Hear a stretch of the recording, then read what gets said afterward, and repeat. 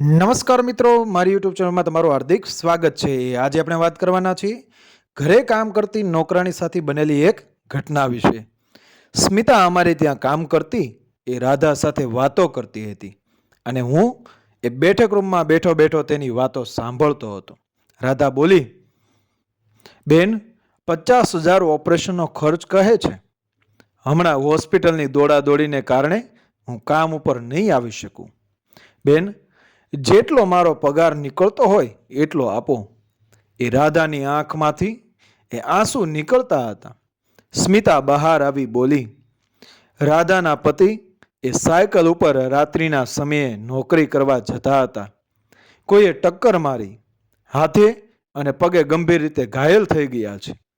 હોસ્પિટલમાં દાખલ કરેલ છે। મેં પૂછ્યું, કયા દવાખાને દાખલ કર્યા છે? તેને સરનામું આપ્યું। મેં સ્મિતાને કહ્યું, અત્યારે તેને પૂરો પગાર આપી દે। અત્યારે તેને પૂરો પગાર આપી દે। રાધાના ગયા પછી મેં એ સ્મિતાને કહ્યું, સ્મિતા, તૈયાર થઈ જા, આપણે હોસ્પિટલે જવું છે। સ્મિતા બોલી, કેમ? તમને ખબર છે ને, આજે તમારા ગામમાં એ રામ મંદિરના જીર્ણોદ્ધાર માટે તમે ભેટની રકમનો ચેક આપવા બોલાવ્યા છે। એ સુનિલભાઈ આવવાના છે। હા, મને ખબર છે। બાજુમાં પડેલ લખાયેલ એ 5,001નો ચેક એ સ્મિતાની સામે જ ફાડીને મેં કહ્યું, મારા કારણે એ મંદિરનું કોઈ કામ અટકવાનું નથી, પણ રાધાનું કામ જરૂર અટકી જશે। મારે તકતી ઉપર મારું નામ મંદિરમાં લખાવી મારી મોટાઈ નથી બતાવી।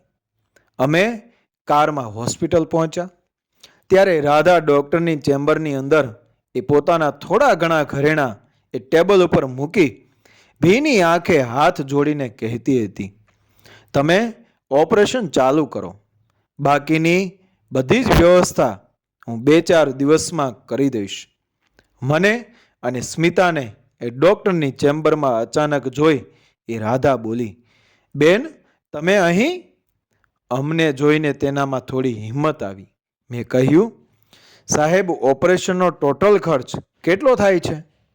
ત્યારે ડૉક્ટર બોલ્યા, અંદાજિત લગભગ 50,000 જેવો ખર્ચ થશે। મેં કહ્યું, સ્મિતા, રાધાના ઘરેણાં તેને પરત કરી દે। આ ઓપરેશનનો ખર્ચ આપણે ઉઠાવીએ છીએ। તું રાધાને લઈ બહાર બેસ, હું ડૉક્ટર સાહેબ સાથે થોડી ચર્ચા કરી લઉં। એ લોકો બહાર ગયા પછી ડૉક્ટર બોલ્યા, માફ કરજો, તમારી ઓળખ? મેં સ્માઇલ આપી કીધું, રાધા અમારા ઘરે એ ઘરકામ કરે છે। એ મુસીબતમાં છે।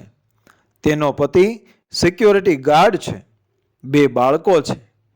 અત્યારે ઘરમાં બંનેની આવક આવતી બંધ થશે અને આ આકસ્મિક ખર્ચને તે સહન નહીં કરી શકે, એટલી મને ખબર છે।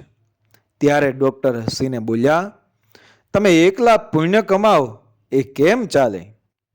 હું પણ આ ગરીબ પરિવારનો એક વખત સંતાન હતો। આ દવાખાનાના ઉદ્ઘાટન સમયે એ મારા પપ્પાએ મને કહ્યું હતું કે દાન ધર્મદા કરવા કરતાં કોઈ ગરીબ અને જરૂરિયાતવાળા દર્દી આવે તો તેને થાય એટલી મદદ કરજે।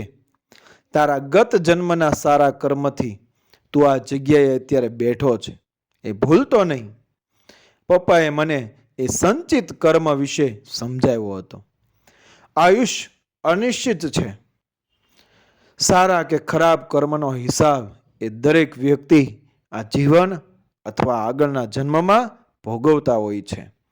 સમય સારો પસાર થતો હોય તો સમજી લેવું તમારા સારા સંચિત કર્મ એ વપરાઈ રહ્યા છે। એટલે જ એ સારા નવા કર્મ ભેગા કરવા માટે જાગૃત થઈ જવું પડે। ડૉક્ટર બોલ્યા, વડીલ, હું મારો ચાર્જ અડધો કરી નાખું છું। મેં એ ડૉક્ટર સાહેબનો હાથ જોડી આભાર માન્યો। ડૉક્ટર કહે, હાથ ત્યારે જોડવાનો હોય જ્યારે વ્યક્તિગત તમારું હિત અંદર સમાયેલ હોય।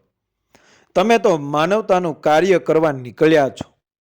તમારી શુદ્ધ ભાવના જોઈ એ મારો અંદરનો રામ છે એ જાગૃત થયો છે।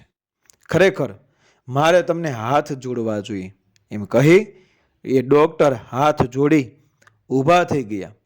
મારી આંખ ભીની થઈ. બહાર આવી મેં રાધાને કહ્યું, હવે તારે 1 રૂપિયો પણ ચૂકવવાનો નથી. 2 મહિના તારા પતિને ઊભા થતા થશે. ત્યાં સુધી એ તારા પતિનો પગાર અને તારો પગાર એ સ્મિતા પાસેથી દર મહિને આવી લઈ લેજે. એ રાધા રડતા રડતા મને અને સ્મિતાને પગે લાગી બોલી, અત્યાર સુધી એવું હતું કે ઈશ્વર મંદિરમાં બેઠો છે, પણ ના, ઈશ્વર તો લોકોના દિલમાં બેઠો છે. અમે કારમાં બેઠા ત્યારે સ્મિતાએ કીધું કેનેડાથી સ્વીટુનો ફોન હતો. મેં વિગતે બધી વાત કરી તો કહે, ઈશ્વરે મને ઘણું અકલ્પનીય આપ્યું છે. પપ્પાને કહેજો એ હોસ્પિટલનો જેટલો ખર્ચ રાધાનો થાય એ મારી પાસેથી લેવાનો છે. તેમણે મંદિર માટે જે ફંડ રાખ્યું છે તેનો ત્યાં જ ઉપયોગ કરે. મિત્રો, વિડીયો પસંદ આવ્યો મારી ચેનલને સબસ્ક્રાઈબ કરો, ફોલો કરો, શેર કરો. મળીએ આવી જ ઘટનાની પ્રેરણાદાયક વાર્તાઓ સાથે આગળના વિડીયોમાં. બન્યા રહો મારી ચેનલ સાથે. જય શ્રી કૃષ્ણ. રાધે રાધે.